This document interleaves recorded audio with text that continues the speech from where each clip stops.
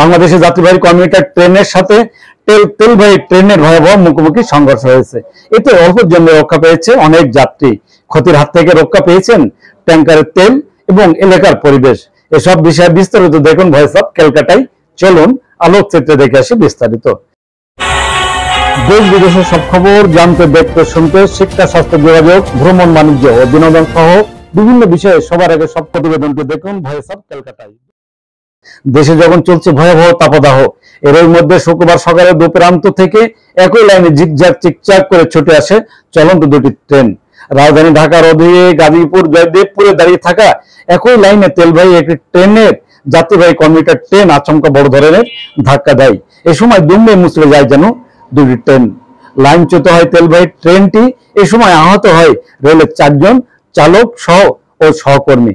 অল্পের জন্য রক্ষা পায় অনেক যাত্রী। শুক্রবার বিকালে ঘটনাটি ঘটে। এই ঘটনায় সহকারী স্টেশন মাস্টার সহ 3 জনকে সাময়িক বরখাস্ত করা হয়েছে বলে জানিয়েছে সংশ্লিষ্ট রেল দপ্তর। পৃথক দুটি তদন্ত কমিটি করা হয়েছে। জয়দেবপুর রেলওয়ে জংশনের স্টেশন মাস্টার ভয়েস অফ ক্যালকাটাকে জানান এবং এই তথ্য নিশ্চিত করে বলেন, জয়দেবপুর রেলওয়ে জংশনের আউটার সিগন্যালের ছোট দেওড়া কাজীবাড়ি এলাকায় মালবাহী ট্রেনের সঙ্গে যাত্রীবাহী ট্রেনের এই মুখোমুখি সংঘর্ষটি হয়। আউটার সিগন্যালে এই দুর্ঘটনাটি ঘটে বলে জানান সংশ্লিষ্ট দপ্তর। এতে দুটি ট্রেনের 9টি বগি লাইনচ্যুত হয়। সংঘর্ষে প্রায় 3 ঘন্টা পর একটি লাইনে ট্রেন চলাচল শুরু হয়েছে বলে সংশ্লিষ্ট দপ্তর জানিয়েছে।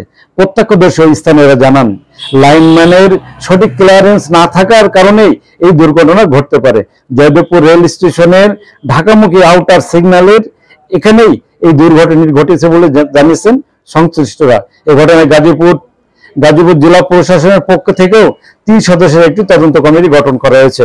কমিটির প্রধান করা হয়েছে গাজীপুরের অতিরিক্ত জেলা ম্যাজিস্ট্রেট মোহাম্মদ মশির রহমানকে এবং গাজীপুর জেলা প্রশাসক ও জেলা ম্যাজিস্ট্রেট আবুল ফাতেহ মোহাম্মদ শফিকুল ইসলাম জানান, স্বাভাবিকভাবেই কারো না কারোর ভুলেই এই কাজটি ঘটতে পারে। এতে টেকনিক্যাল ভুল থাকলেও সেটাও তারা খতিয়ে দেখবে এবং ধরতে পারবে।